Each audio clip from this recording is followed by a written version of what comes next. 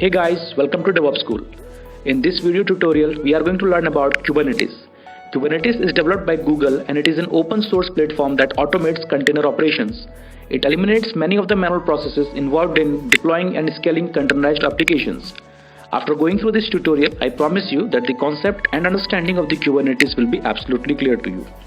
But before that, let me ask you a few things. Are you dreaming of a career with higher pay and more responsibilities? Or are you ready to take your skills to the next level this year? Then start investing in DevOps School certification level courses which will help you to emerge skills for a wide range of entry level roles and as well as higher potential future positions. But with thousands of courses online and in classroom worldwide, finding the right one for your career goals can be difficult. You can consider our courses like Agile Developer, Agile QA, DevOps Certified Professionals, Site Reliability Engineering, DevSecOps, and Masters in DevOps Engineering, where you will have access to well-structured, easy-to-follow course content that has been developed and will be delivered by industry professionals. You can join on our training programs globally through online platforms, and if you are looking for classroom workshops, then we have regular sessions available in Bangalore, Hyderabad, Chennai, Delhi NCR, Mumbai, and So let's get started with the Kubernetes. So here, what is a Kubernetes? What is a Kubernetes? So if you look at this here, Kubernetes will bring health, wealth, and happiness. Now, health for whom? Of course, first, right? We are working on the project. We are a dev QA operations, right?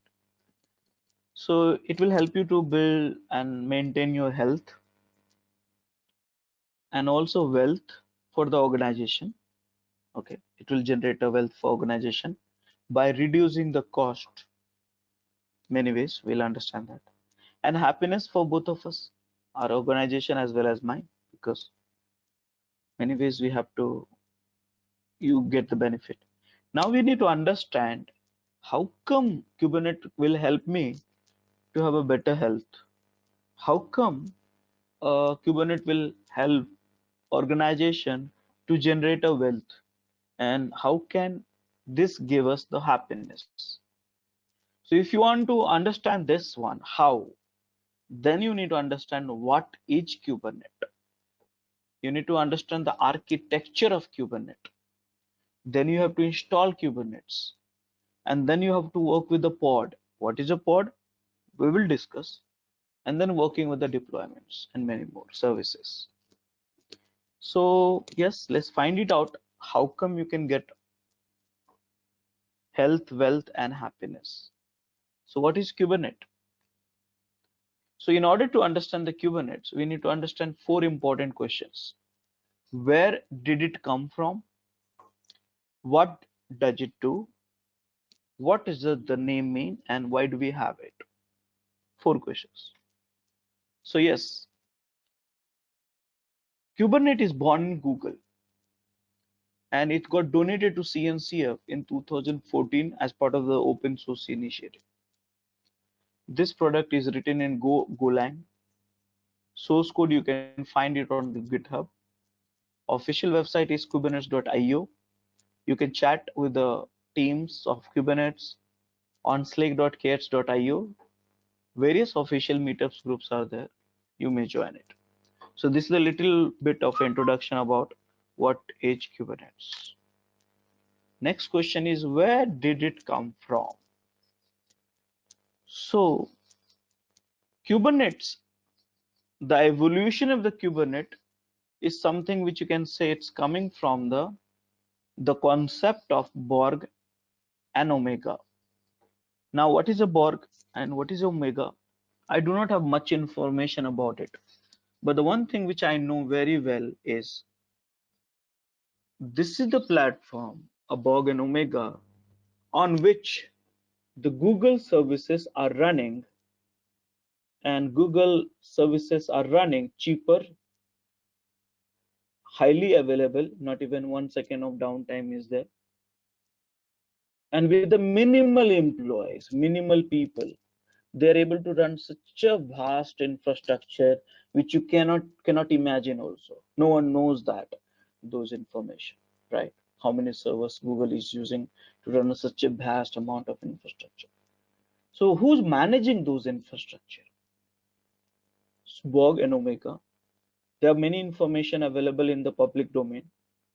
Please spend time over there and understand that. But if you think Kubernetes is an extension of Borg and Omega, which is a proprietary tool, no, it is not extension. But because of the Kubernetes has a something similar capability, what Borg and Omega has it. So we believe the DNA, I said DNA of the Kubernetes is matching with the Borg and Omega. Why? Because Kubernetes has come from the Google. Google has such a nice tool, Borg and Omega, which can manage their entire such a vast infrastructure. So Kubernetes can do something similar. So we believe Kubernetes DNA is matching with the Borg and Omega. Now, what is the name stands for? So this is the name which has been taken from the Greek word, and the word which you call it helpsman. What is the meaning of helpsman? Helpsman. So helpsman is the person who steers a ship. Now, remember, a ship can be a small fishing boat, or ship can be an aircraft carrier, or let's say petroleum vessels. Such a large one, span of 400 meters, 500 meters, or something like that, and maybe 2 meters of ship. No matter the ship is so vast, so big, or so small, the person who steers the ship, only one person manage the ship direction, right? Only one person, whether it's a big or small, only one person manage that ship direction, and that we call it helpsman. So here, what we are trying to say, no matter where you are having runtime application, smallest cluster, smallest data center, or such a large data center, Kubernetes can manage it. Kubernetes has ability to manage it. In short, we call it KATS. So ultimately, yes, it's born in Google, donated to CNCF in 2014, open source Apache 2.0 license. First release has happened in July 1 in 2015, written in Golang and rest of the information. So we have understood what is Kubernetes, what is the name stands for, and where did it come from. Now next question is why we are learning Kubernetes. Why do we need it? That's the most important question, right? Why do we need it? And the answer is containers bring scalability challenge. That's the first problem. Containers bring scalability challenges. And we are starting to view the data center as a computer. We need to understand these two statements in detail. Containers bring scalability challenges. How? So let's try to visualize it. Okay, I don't have a word, so I'm using MS Paint. Look at this here. This is a one host. Docker is there here. This is the another host. Docker is here. This is another host. Docker is here. Now this Docker engine, and I have already explained you in detail about the anatomy and architecture of the Docker engine. So this Docker engine will manage different containers. This container is managed by this Docker, right? This container is managed by this container. This container is managed by this Docker, sorry. So now the question is, can this Docker engine can manage this container? Is it possible? Answer is no. Because you know very well Docker engine needs kernel, and kernel you can find in the same host, not in other host.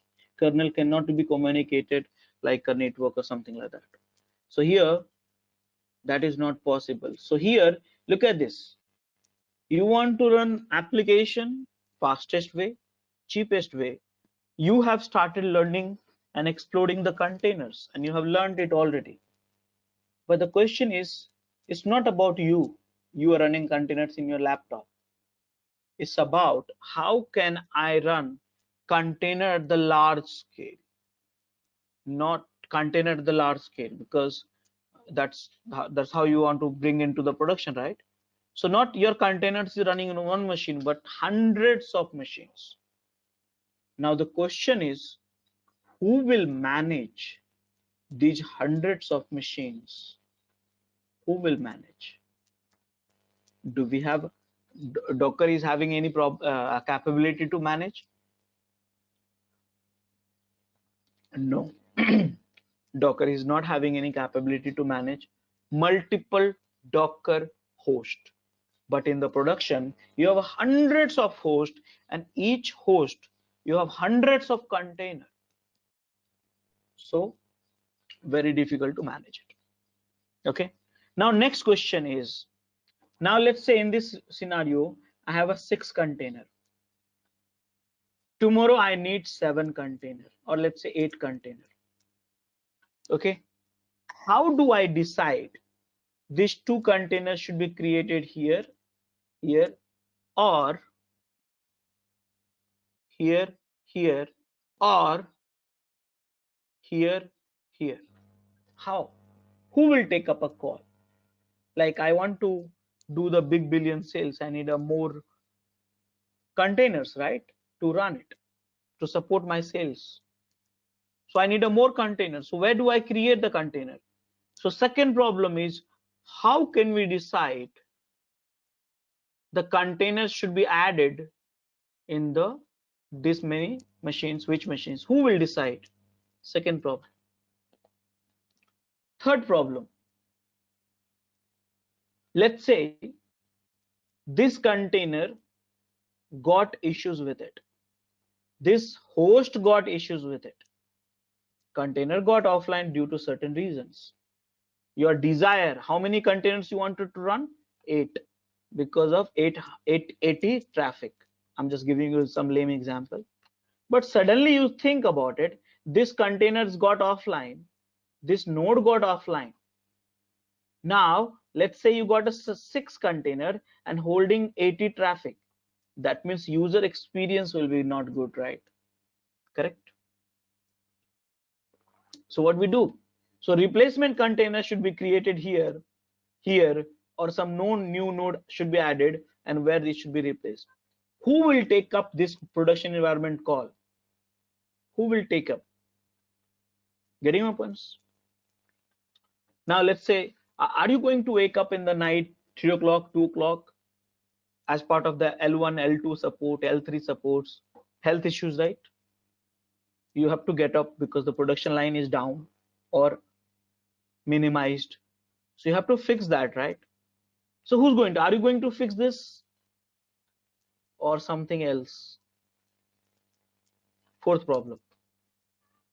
Now, if you understand one last problem I'm talking about with Docker is, this container is accessible only within this host. Think about it. This container is accessible only within the host. Let's say you can access it by proxy, which you did it already, port forwarding. So this I did with the 80 port. Now this is the same container, same image. So can I forward it to the 80 port? Think about it. No, I have to make it 81 port. Now you think about it, load balancer is outside. Can he load balance both? What is the prerequisite of load balancers to work? IP address should be different, ports should be same, correct? Load balancer will not work. If the load balancer will not work, you will not be able to, your end user will not be able to access both the container. So there is a problem, and the problem is networking problem. How can you fix it? networking problem. How can a container should be accessible to the load balancer somehow, and then so people can access it, but it cannot be possible without a netting. It's not possible. So which tool can help me here? So guys, these are the so many problems which we have in the Docker, which is stopping us to use Docker in the production. Some of this problem. Are you clear with this problem? Are you okay with this problem?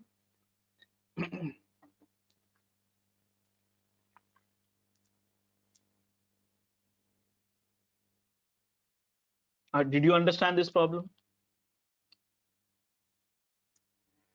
Yes, Rajesh. Yes. Yes. So that is the line which I stated. Containers bring, remember, Docker containers bring scalability challenges. Yes, this is the reason. These are the reasons. So we say it's a problem. Containers as a problem. It's not meant for the production. So what we do, but we still want to use the container in the production because of the cost effectiveness and fastness, speed and release cycle, immediate release and stuff like that. But still, it's not ready for the production. And one important statement here, we are starting to view a data center as one computer, as a computer. So think about it. Let me help you here understanding this. We are starting to view data center as one computer. What does that mean? So here, let's say this is one computer and this is a one Docker. Now, how much RAM I added here, how much CPU I added here, how much storage I added here, still Docker will view entire RAM capacity, CPU capacity and storage capacity as one unit, right? Will it consider 2 unit or 3 unit? Tell me. 1 unit, right? Correct. So same way, when you run now application in the multiple machines here, then we need one tool which should see each machine as a one compute unit. That means they should combine the capability. So 2 GB RAM, 2 GB RAM, 2 GB RAM. That means for this guy should be having 6 GB RAM. So who will make this happen possible? So yes, this is the problem. Docker cannot do that.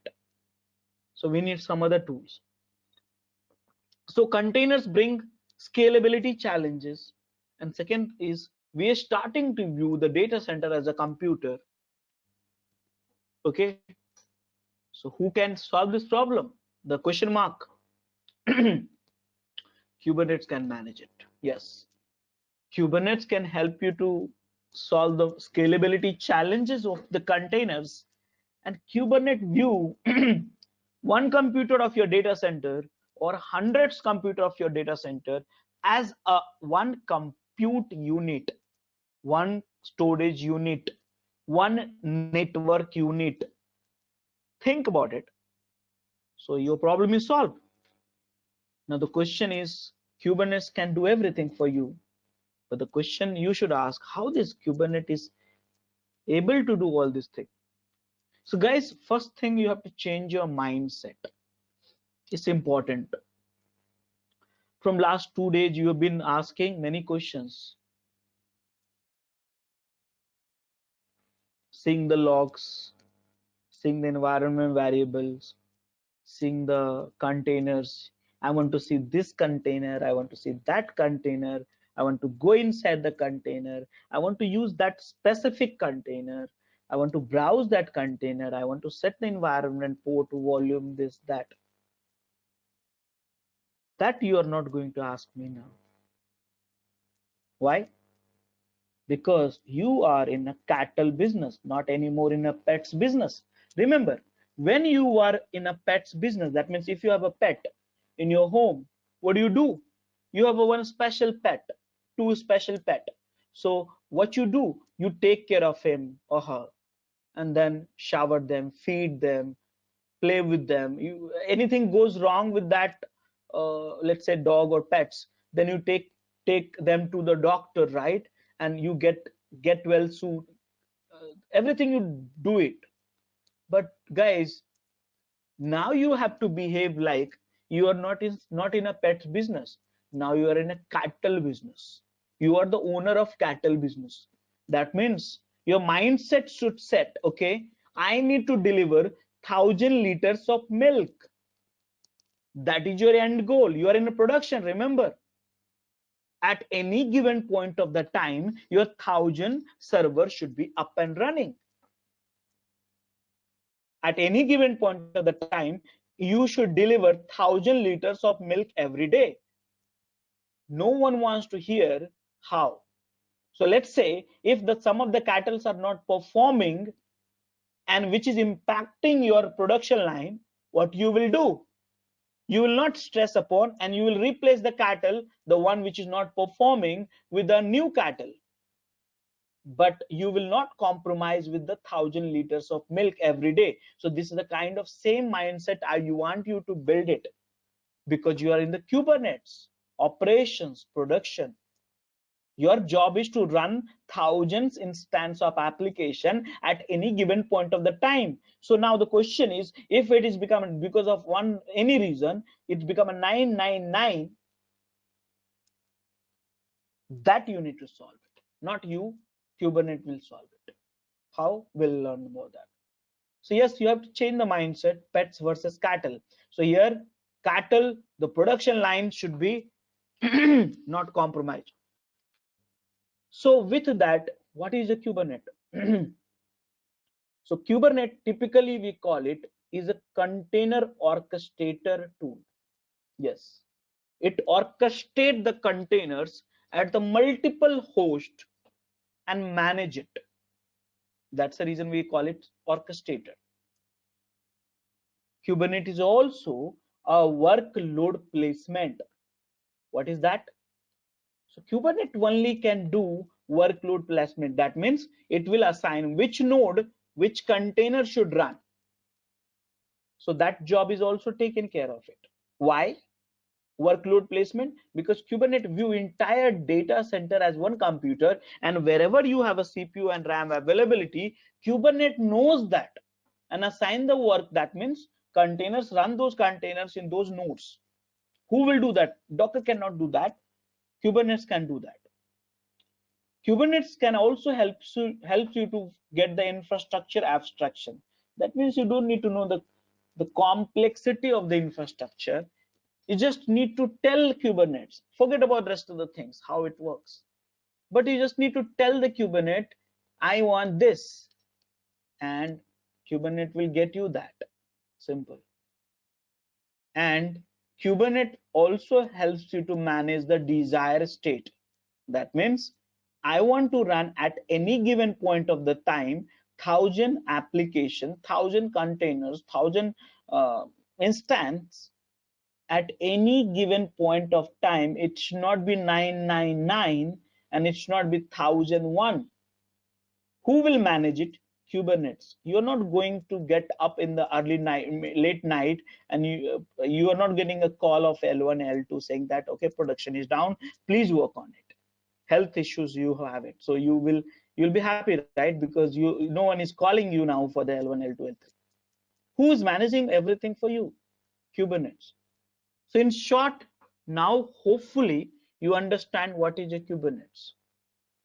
There are certain benefits also within the Kubernetes. Speed of deployments. I've been discussing about the speed since first day. Immediate release, speed of deployments. Let's say you want to deploy 1,000 instance in 1 second. Yes, that is possible with the container technology, with the help of the Kubernetes.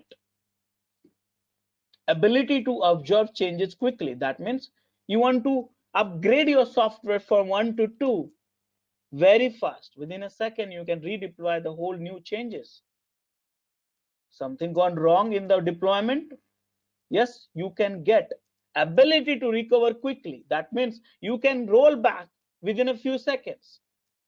I said few seconds, that means not 50, 30, 40 seconds, 2 to 3 seconds. Kind of, I'm just giving you an idea of it. And also, you don't need to know the complexity in the cluster because everything is managed by the Kubernetes. So Kubernetes is bringing a health, wealth, and happiness for your organization in you. So guys, did you understand what is a Kubernetes and why do we need the Kubernetes? Any questions so far?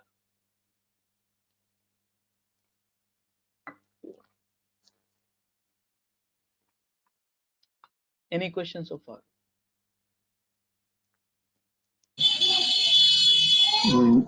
Nothing from my side, Rajesh.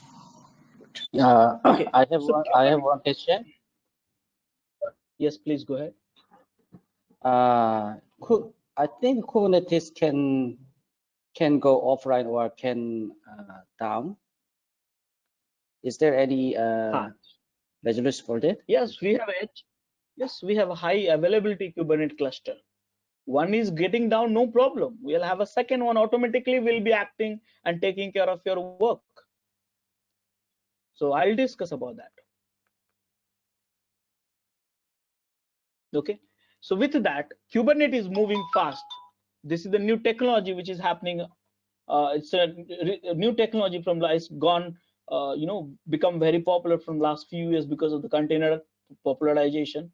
So yes, it's moving fast. So best way to be in touch with this technology is to keep doing something every day and experience every day.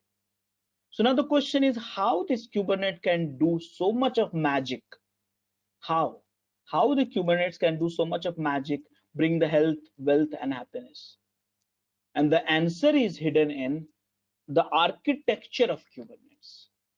So now let's understand what is a Kubernetes architecture. Okay, so let's get started. So how Kubernetes can do all this wonder, let's understand. So typically, we say Kubernetes is an orchestrator for microservices.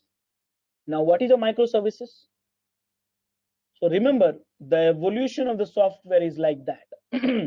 Earlier, we had a monolithic, everything in one place. Then we got a SOA, service-oriented architecture. And then we got a microservices. So now, let me help you to visualize how this Kubernetes is an orchestrator of containers also, and same time Kubernetes is an orchestrator for microservices also. How?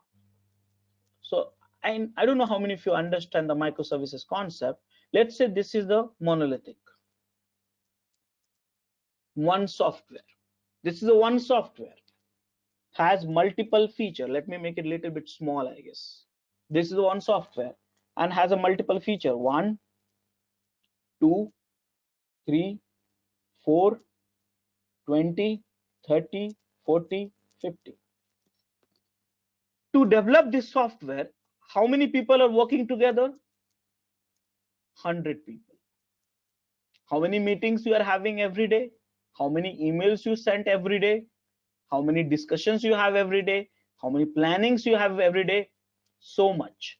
How much time you spend in the integration? So much. How much time you really code? Little bit. How much time you really spend on the writing the test cases? Little bit. So your entire time, I say most of the time, good amount of time is getting wasted in the integration part, not writing a good code or not writing a good test cases. So this is a SOA or monolithic, you can say. So what we decided as part of the microservices, let's separate it out one service, which you call it microservice. Each service we got separated. See, so earlier 100 people were working, your code size was, let's say 100 MB or let's say 1 GB. Okay, and 1 GB you have to spend build time 1 hour, deployment time 1 hour, this 1 hour, that 1 hour. So many wastage was happening, 4 hours just for the integration. So see here, now because of the microservices, we isolate every feature. I said every feature to smaller one function, one microservice. So now here, instead of 100 people, only 2 people, 3 people, 2 people, 1 people, 5 people at max is not good idea. 3, 4 people, 2 people, 3 people, because how many person you need to manage one microservices? 1 or 2 at max, not more than that. You see here. Now, how many meetings you will have together? Let's say you and me working together, you and me and Vamshi.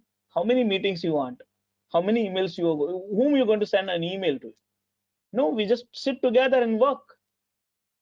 Every planning, every integration. So earlier it was taking 1 hour to build. Now it will take just 2 minutes to build, 2 minutes to deploy, right? So see that how we become so faster, so better. Now we, 3 of us, is focusing on the code, writing the test cases and code, and that's what we call it stick developer. We have to do everything, DevOps stick developer. We have to plan, we have to code, we have to test, and we have to become operational. We have to make it operationalize as well.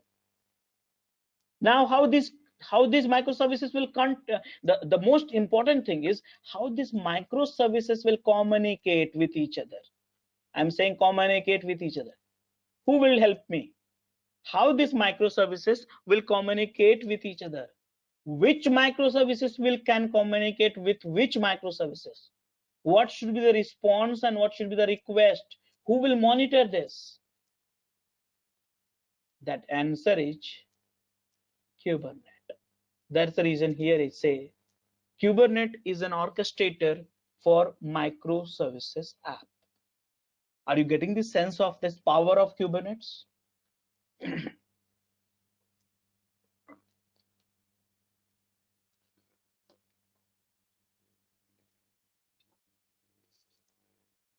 Okay, now let's move on.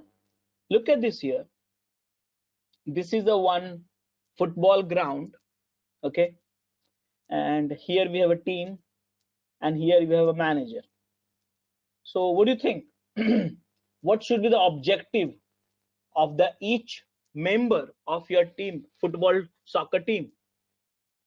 So if you are thinking, okay, each player should make a goal, then I think if you're thinking each player should make a goal, then your team will be like this.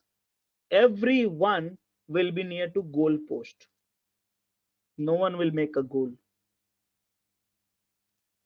So when you have objective up to making a goal, then you all will be near to goal post. That is where the manager comes. Think about it. That is where the manager comes, coach comes and says, if you want to play on the ground, you have to listen me. Same time, manager and coach knows what is the capability each player has it. Who's the good in defense, who's good in attack, who's good in coordination. So accordingly, manager will place each and every player at the ground at certain places, and each and every player will communicate with certain other players. Not everyone will talk to everyone. Remember, the goal is not to make a goal. Understand that. The soccer team's goal is not to make a goal. The soccer team's goal to just to keep the ball, don't run too much, and keep passing the ball. Because there is a one guy or two guys who's at the end of it, who will make a goal. You just need to pass the ball. If you want to really win the game, you have to keep passing the ball. This ball is your request and response in the microservices. So each one of you consider as a microservices, not player anymore. These all are microservices, and each microservices has certain properties, certain functionality, and their job is to keep doing the request and response. But the question is, who will control this request and response? Manager here is controlling the same way. Kubernetes will control this. What should you pass? What should you not pass? Who should communicate with whom? So all this control done by Kubernetes in the microservices world. Because if you want to make a goal, that's the objective. So if you want to run a software, you have to run these microservices together. Communication. So now these microservices is controlled by Kubernetes, and you see that the response and request, who can talk to do, where it should be, everything is controlled by Kubernetes. An interesting thing is here. Look at this here very clearly. These are the microservices, and look at this microservices in the different nodes. Still, the Kubernetes is able to manage the things. You see here, one HTTP is in the node 1, and another one HTTP is in the node 2, but still the behavior is same. How come? Who is managing it? Kubernetes. So that's the reason we call it Kubernetes is an orchestrator for microservices as well. So now guys, the important thing is Kubernetes architecture. So now we have understood a little bit more about the Kubernetes, but with that you see Kubernetes architecture. And look at this here in the Kubernetes architecture. As per the images you see here, there is a one keyword which we call it Kubernetes cluster. Look at this Kubernetes cluster, and the Kubernetes cluster, KX cluster, you have a master. You have a multiple master. Let's say if one master is not well, then I should be having backup master also. Someone has asked these questions just some time before. What about my Kubernetes will fail? Yes, if Kubernetes will fail, we'll have a HA, multiple master. So as part of the Kubernetes cluster, you have a master, you have a node, you have a multiple node. You may have a multiple master. One master is sufficient for the learning purpose, but for HA, you need to have a multiple master for the production. So see here, master node, and there is one deployment package which get delivered to whom? Master. And the deployment package is written by you. So this is the typical architecture. So remember, as part of the Kubernetes cluster, you have a master, node, and deployment package. So master is in charge, and node is the real work what is been done. So in a simple way, if I put it up, any application which you want to run it inside a container, it's get run in the node, but who manages it? Master. Okay, and who manages the master? Package. Who write a package? Human. So this is the things. Look at this here. Just get little bit comfort level. Node has a pod. Here node has a pod. Now the question is, what is a pod? We don't know right now. We'll get to know in some time. So node has a pod, and if you look at inside the pod has a container. So that way, you please hard code some of the statement of mine now. In the Kubernetes cluster, you have a master, you have a node, you have a multiple node. You may have a multiple master for HA. One master is okay for time being. Master is in charge. Node is the worker, do the work. Node has a pod, and inside a pod has a container. Okay, now what is a pod? We need to discuss. Master get a deployment package from the outside. Who writes the deployment package? Human. So this is the overall architecture: master, node, pod, container. Be comfortable with it. So now let's focus only on the master right now. See here, only on the master right. So typically we call it masters. In another word keyword, we call it the master, the Kubernetes control plane. It's not a panel. Plane. We call it control plane. Master aka Kubernetes control plane manage the node. Master manages the node, multiple nodes of the different Linux flavors. Master has a 4 component. Master has to be in a Linux 64-bit only. You may have a multiple master. If one master get failed, other master will be acting like a managing the Kubernetes cluster. Master manage the node, multiple node. Master itself has a 4 important component. Master, all these 4 important component together is called master, aka control plane. Manage the node. Look at this very carefully. Node has a pod, and inside a pod you have a container. Inside a pod, you see, you may have a multiple containers also. So we got to know master has a 4 components. Master manages the nodes. Nodes has a pod. Pod has a container. Pods may have a multiple container. So now this is the master. Now let's discuss about 4 important component of master. So first important component of master is API server. Again, read it out very carefully.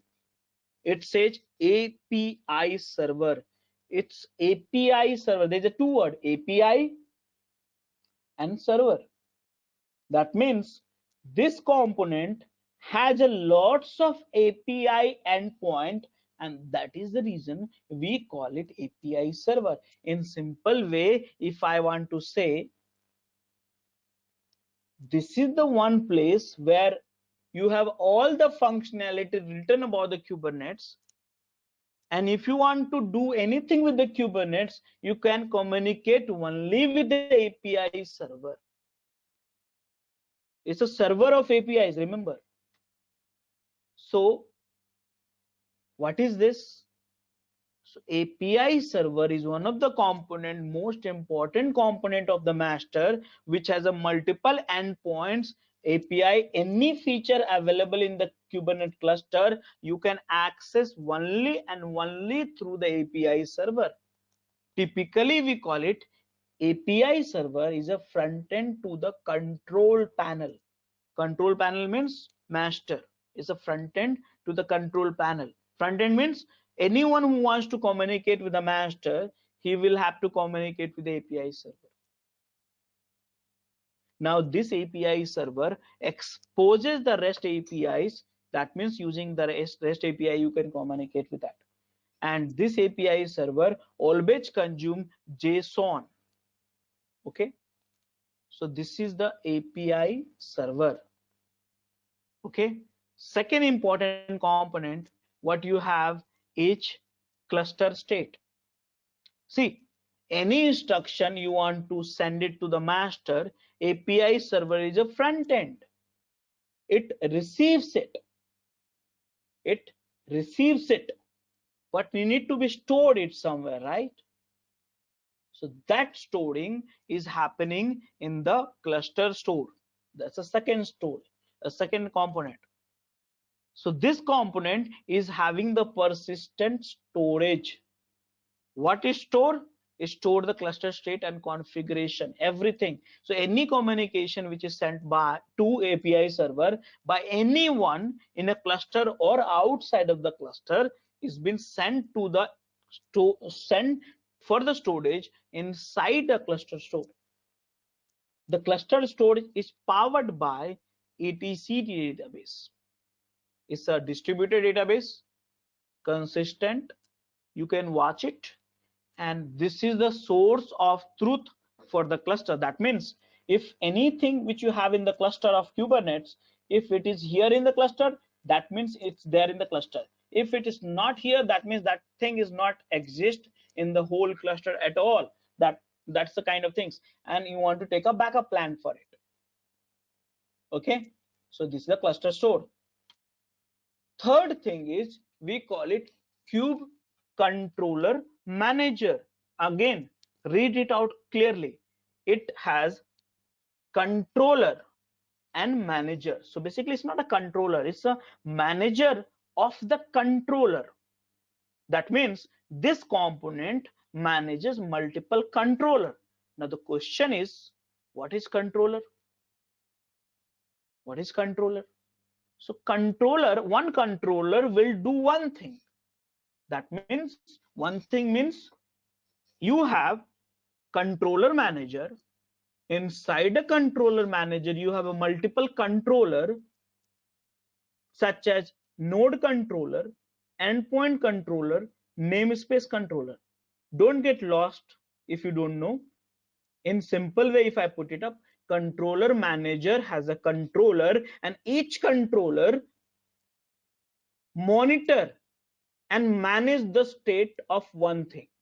See here, controller manages, watches for the changes and helps to maintain a desired state. So controller is basically a controlling one of the information, monitoring one of the information. In a simple way, if I put it up, let's say there is one controller which is called node controller. We'll keep checking this node is up, up, up, up or not, up or not, up or not, up or not, and this will be running in the loop, never ending loop. Because if the controller is down, your Kubernetes cluster is also down. So controller is never should be down. So controller manager has multiple controller, and each controller manages monitor only one thing, and keep sending this data to API server, and API server keeps storing in the cluster store. So this controller always runs in the never ending loop. Like, okay, how many ports you have, how many ports you have, how many ports you have, what is your CPU, what is your CPU, what is your CPU, what is your disk space, like that. So they keep monitoring everything about the cluster. Fourth element, what we have in the Kubernetes is Kube Scheduler. Kube Scheduler. What is a scheduler? As name suggests, it schedules the work. Remember, this is not doing the work. It schedules the work. So scheduler watches API server. API server is the front end for the entire control plane. So it watches the API server for new pod. Now pod we don't know, but one thing we know is pod is having containers, and pod is there inside your nodes. So here Kube Scheduler watches API server for new pod, and this guy only assign work to the node. This guy only assign work to the node. The concept of assigning the work to the nodes based on the affinity, anti-affinity, constraint and resources. I'm not confusing right now, but this basically a scheduler which schedule the work to the worker. Assign work to the node. Node means nodes, worker. So here, this is the overall 4 components of master. This we call it master. 4 components together, master. So let me put it in this way. I'll help you to understand this stuff simple way. Human face.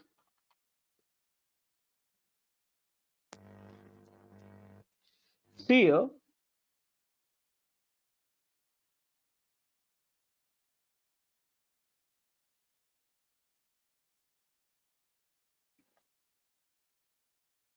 understand this way.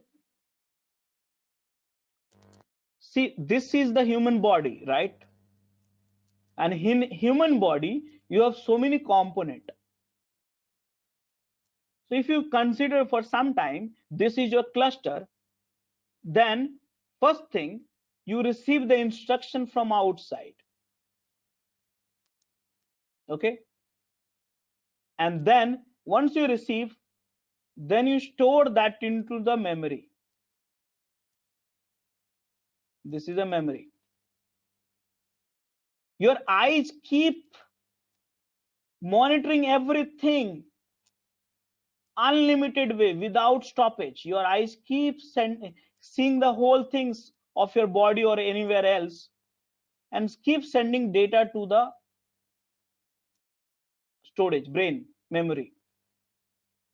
And based on the logical decision you take here, you send that instruction to the other people to do this. So here, this is your API server. This is your etcd cluster storage. This is the controller manager which never stops. And this is the scheduler which schedule the work.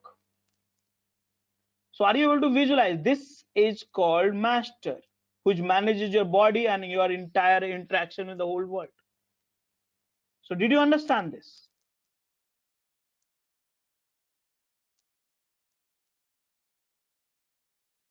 Yes. Yes. So Yep. this is the way, this is the guy who made you healthy, because you don't have to get up in the night. Everything will be done by, this is the guy. Manage your cluster of the containers and everything. This is called master. So in short way, master aka control plane components has 4 important component: API server, cluster store, scheduler, controller manager. So API server is a central. That means one API server has to be there, which manages the entire cluster. It is simple. Simple means it is a RESTful APIs. Simple RESTful APIs. An API server always updates etcd cluster state database. Now, what is a cluster store? So cluster store is having the persistent state and configuration. That means the permanent storage of your cluster. It stores the everything in the key and values. It's not RDBMS. Which technology empower the cluster state? etcd software. You can Google it, etcd software, where is get stored, and it is watchable. That means anyone can watch the etcd cluster and stuff like that. Scheduler watches the API server for the pod request, schedule the pods and resources, respects constraint, and then controller manager is controller loops. It helps you to manage the life cycle function and desired states, watch and update API server and replica sets. So overall, if you put it up here, if you put it up here,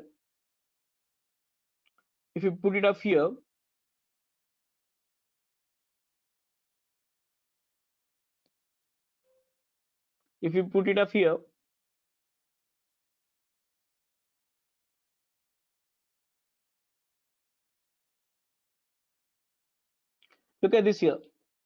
Human, this is the architecture, longer architecture. This is having human, this is a human.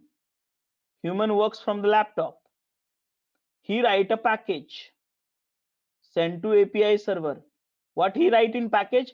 In the package here, it says, boss, give me 5 containers. So it's sent to the API server. API server stored that desire in this cluster store. Now controller go and check, do I have a 5 container?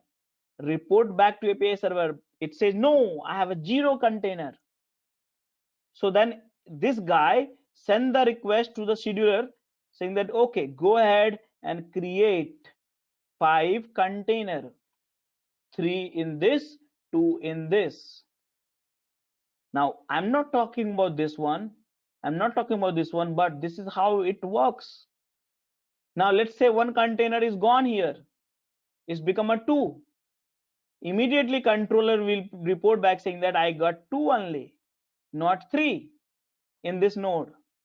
So immediately API server will check how much it was there by human being, 5. How much it is there now, 4. 1 is missing. Scheduler, go ahead and create 1 more. And this guy decide where need to be created. This guy for this entire cluster as a 1 computer. So this guy has a certain logic, scheduling logic. Based on that, it will select that and pick up the nodes. That is called anti-affinity. That's a default value. You can also force this guy to create only in this one. That's a different case, but this is how it works. So guys, this is the master. So let me help you with it. This is the overall master component. In that, you have a master, has a 4 important component: API server, controllers, cluster storage, scheduler. Everything is done by Kubernetes only. You don't have to do anything. And then kubectl is from the human being. And then node, you have a pod, you have a containers, and this is one. So now I'll talk about the node, and end of this I'll talk about the human being package, which is delivered to API server. So guys, did you understand this? I have one question, Rajesh. This is Bharat. Yes. Okay. The master is always considered as a single unit, or the components can be distributed. So Yeah. comes So as this is a single good file. question. Component, so component is communicating through the REST API. Remember, API server, everyone talk to API server, right? And API server is a REST API exposed to the JSON. So yes, these components can be in a different machines also. If you understand the RESTful APIs concept, it can be in a different machines. But typically, master, you set it up all the components through the utilities in one machine only. So that can be set up in the different machine for HA and or different advanced configuration. But right now I don't want to confuse you with the too many things at a time, because we have only 1.5 days and so much of content to be covered. Yeah. One more question in the same manner. Okay. So you said master should be running in Linux, right? Yes. So does it mean it cannot manage the nodes running in Windows, etc.? So this is also a very good question. So let me tell you here, this year itself, 2016 plus onwards, that Windows 2016 plus onwards and 19 onwards, Kubernetes may manage the Windows. But the thing is, I have not tried it out, Kubernetes with Windows node, because this is a new release. In fact, I need to try it out. But I read a blogs and some some news. It's saying that Kubernetes can also manage the Linux node as well as Windows node. So Windows only the one which is with the 2019 plus or something like that. So I need to validate this statement before making the things into the confirmation. Okay, got it. Thank you. But master has to be 64-bit Linux only. There is no compromise in the Kubernetes master. Yeah, got it. Okay, guys. Any other questions so far? So now next topic is minions. Okay, so we'll talk about the minions. Let's have a lunch break, and after the lunch break, we'll discuss about the minions and then human beings also. The one who's having the kubectl. Look at this here, kubectl. He's writing a JSON or YAML sent to API server. So what kind of package he writes, we need to discuss that one also. Thanks for watching. To watch our complete session, enroll for our premium membership. Click onto the join button and enroll yourself with the best suited option. Please be kind enough to like it, and you can comment any of your doubts and queries. We will reply to them at the earliest. Want to study further? Subscribe to our paid membership to get a deep dive into each and every topic. Do look out for more videos in our playlist and subscribe to our DevOps School channel and hit the bell icon to learn more. Keep learning.